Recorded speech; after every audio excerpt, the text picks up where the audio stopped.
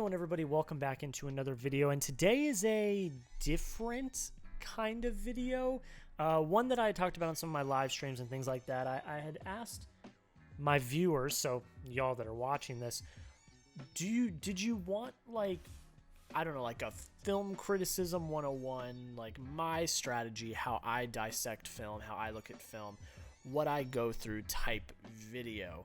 And people all said yes, so here we are today. Today I am giving you my process, what I do, what I look for, how I review film, and how I dissect film. Now I want to make a disclaimer off the top. I am still growing and changing and learning. I do not consider myself a Chris Stuckman or any of the people at Collider or Roger Ebert or Leonard Maltin. Like I do not. I am nowhere near that level of class in terms of film criticism. Like all of those people, the Colliders, the Sean Finney at the Ringer, Variety, Hollywood Reporter, like all of these people are.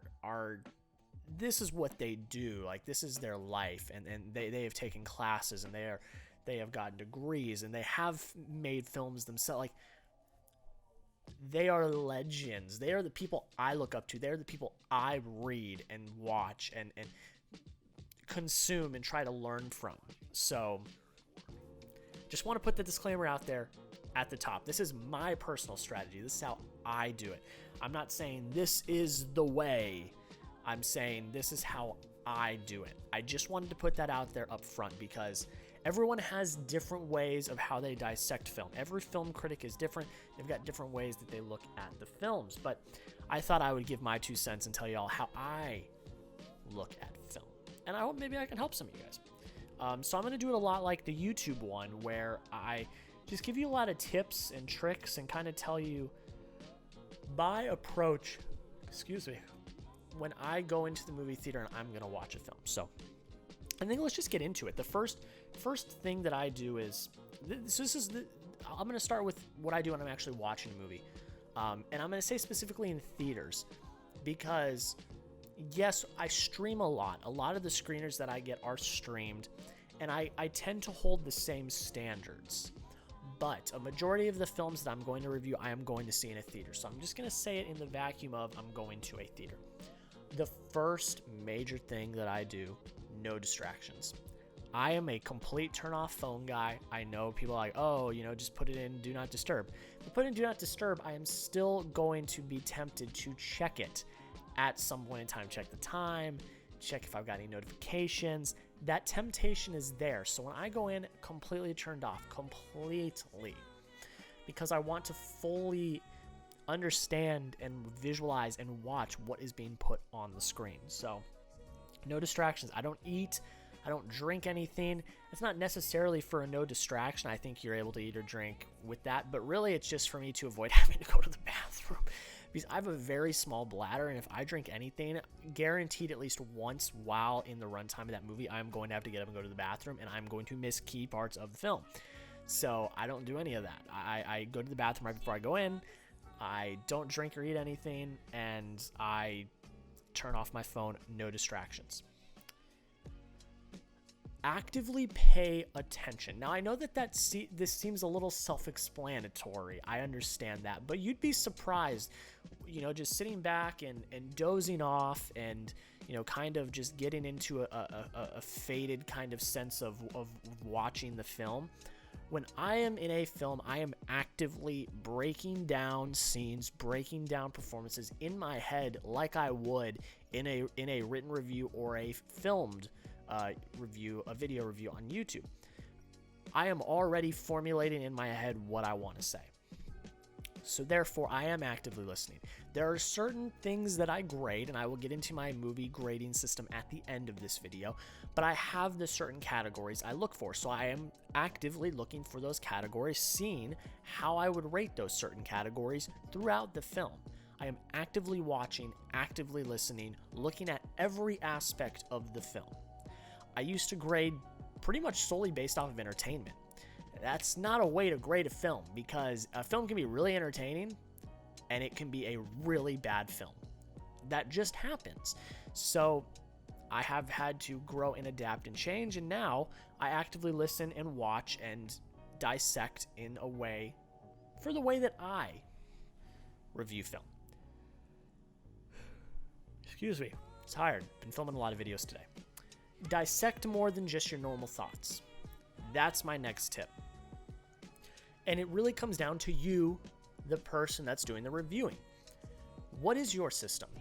How do you review? What do you break down? What are your categories that you grade? You need to actively be looking for that in the film.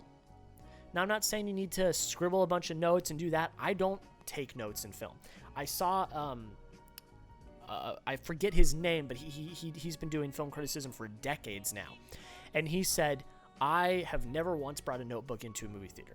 I see all these young film critics, scribbling away in their notebooks during a film, and they're missing key parts of the film because they are focused on writing what they just saw. And he said, when I go to a film, I want to fully engross myself in the film, and I don't want to be distracted. I wholeheartedly agree with that. You don't need to bring in a notebook and scribble away notes. What you need to do is watch the film and see what you see. You can create notes in your head, and as soon as the movie is over, you can start scribbling your notes in your notebook. Now, I have a different way of how I like to do that, and I'll get into it right now.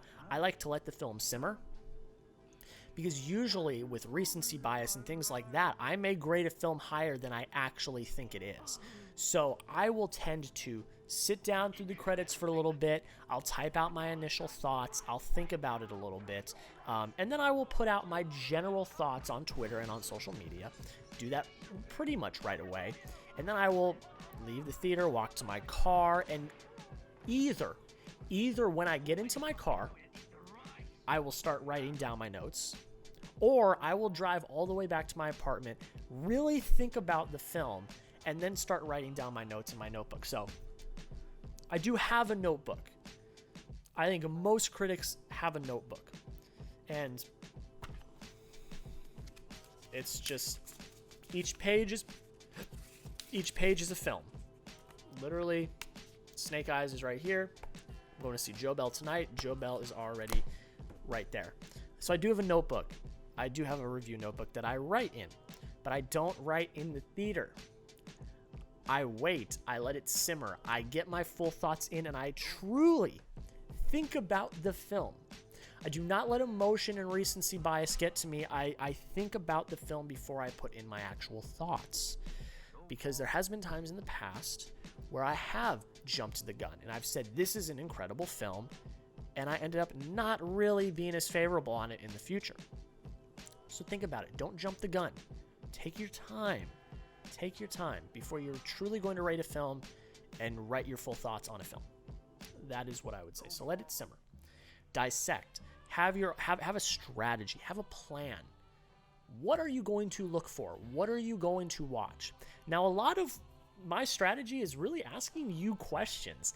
And it's things that you need to think about, because I can't make your strategy for you. You need to make your own strategy when you're going to dissect a film and you're going to review a film. You need to make your own strategy. So the biggest thing I would say is, what is your strategy? What is your plan?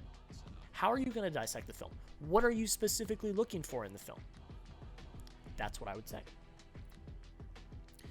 My next point is, look at what others are saying after. Do not go into a film already have read a bunch of reviews. You can watch some that you trust. Like, I'll watch Sean Chandler, I'll watch Zach Pope, I'll watch Austin Burke, because they get a lot of screen. I will watch them beforehand because I trust them.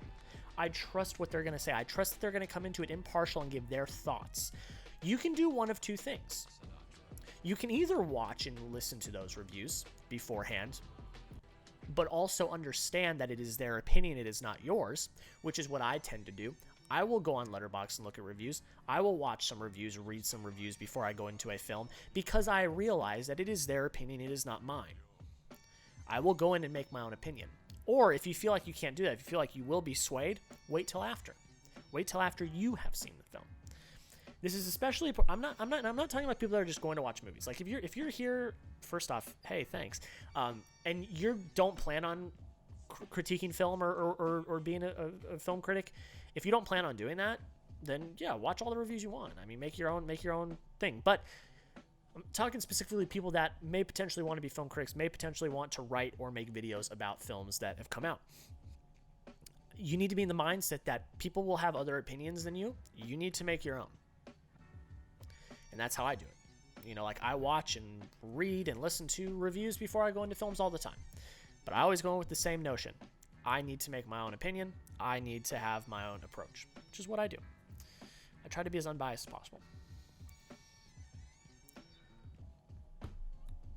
The next tip, we got 2 tips left. The next tip, do research and continue to grow.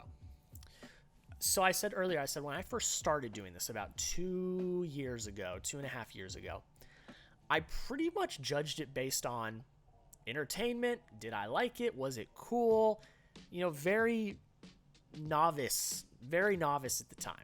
And I let recency bias get to me, and I didn't have a lot of verbiage. I just said a lot of things were great. My mom would always get mad at me for using great 15 million times in a review. And I knew that if I wanted to be respected, if I wanted to actually, you know, be reputable and be someone that people want to read or watch, I needed to hone my craft. Well, I went and minored in film and media production the last 2 years of college, got a minor in film. So that helped. I learned a lot about how movies are made, the behind the scenes of movies. So that helped a lot. Now, I'm not saying you go do that.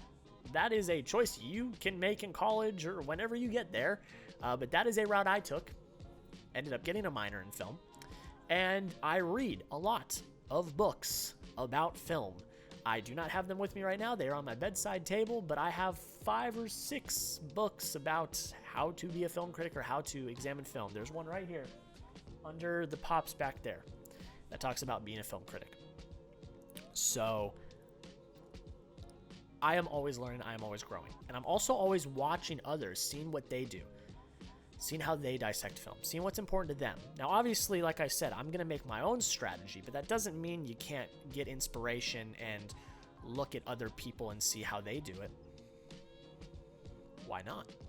You know, I love watching my good dear friend Zach Pope. I love watching Sean Chandler and Austin Burke, Chris Stuckman, Jeremy Johns. I mean, those are the people I look up to. Those are the people I want to be. I'm going to get inspiration and see how they do it. That's always what I do. So it is a big learning game. You can always learn. There is no such thing as perfect. You can always be improving. So improve. Read about film. Learn how films are made. Learn what's important or learn what's not important. Watch other reviewers. Watch other critics. Read film reviews online. You know, go to Collider, Variety, The Hollywood Reporter, /Film. You know, Music City Drive and The Wolf of Geek Street. Just to name a few. Like go read people's art reviews that do this for a living and see how they dissect the film themselves and learn from it. Now, again, I'm not saying copy. I'm not saying, you know, like rip off, but I'm saying learn from it. See how they do it. See the verbiage they use. Learn about it.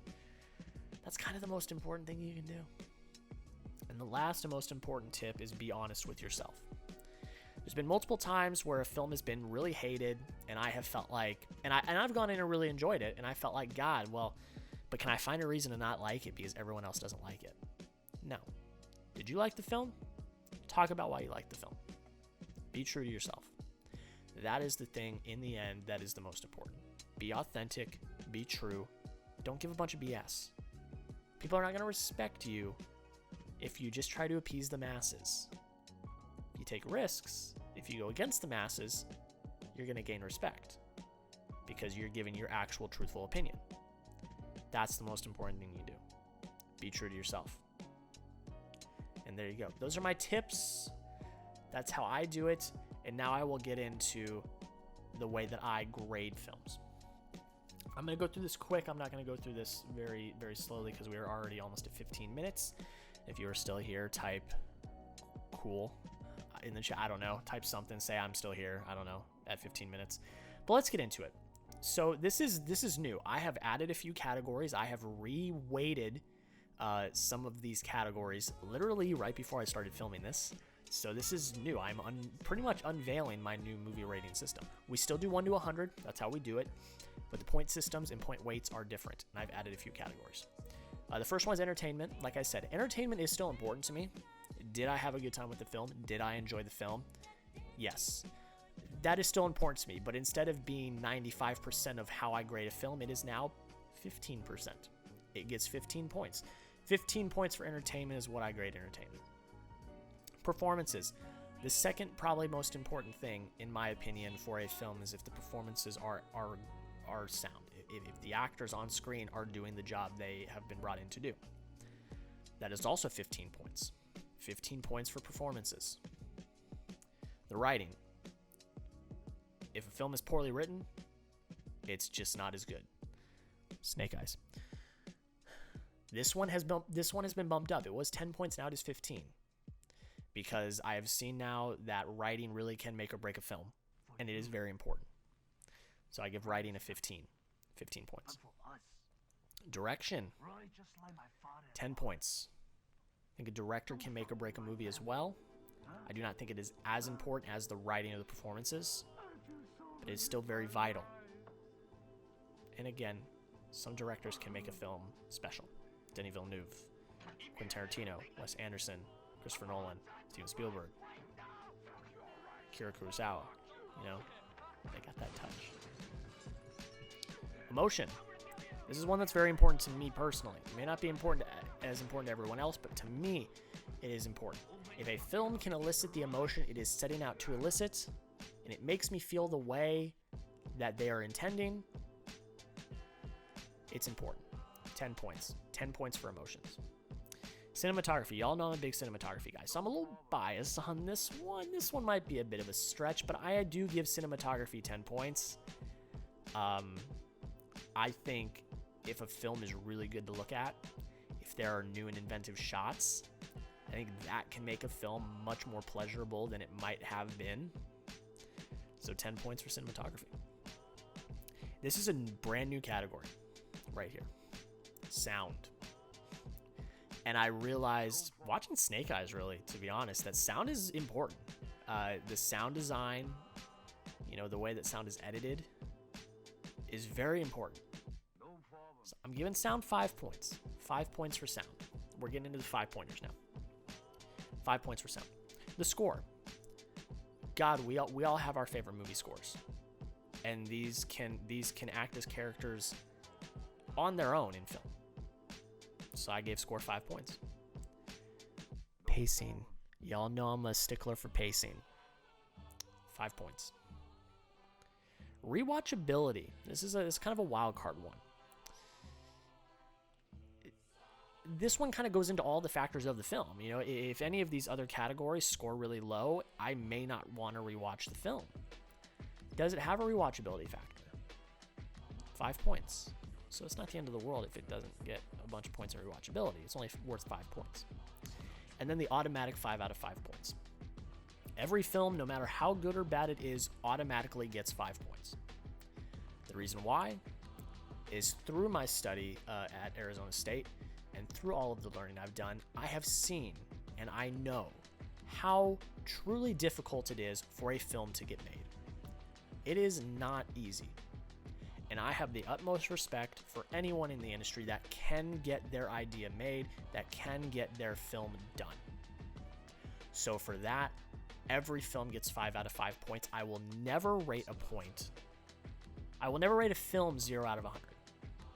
I have respect for the filmmakers. I have respect for the artists. No film will ever get 0 points. Because I know how hard it is to make a film. And if you do the math, you add those all up, that is 100 points. So that is how I do it. I go in, I've got that list. Those are the categories that I think are the most important, and I watch. I listen, and I take in. No distractions, none of that. Actively watch, actively listen. Let it simmer. Go home, write my notebook, then film my review. And then write my review. So that is my process. I want to thank you all so much for taking the time to sit down and watch. If you have any questions about any of this stuff, please feel free to get into the comments or DM me. DM me on Twitter, Instagram. All that stuff is down below in the description. But really, I'm here to help. You know, if you're someone that has just started, if you want some help, if you want some tips, if you want some advice, feel free to reach out. I'm happy to help. Now, like I said, I am still learning. I am nowhere near a professional at this. I am still learning. But I do not think I'm an amateur. I do feel like I've been doing this for about 2 years now. I think I have grown and learned and do have at least a significant amount pool of knowledge that I feel like I can help in a little bit of a way. So if you have any questions, please feel free to reach out. But I want to thank you all so much for watching. I hope you all have a fantastic day. Go to the movie theater and watch a movie, and we'll see you in the next video.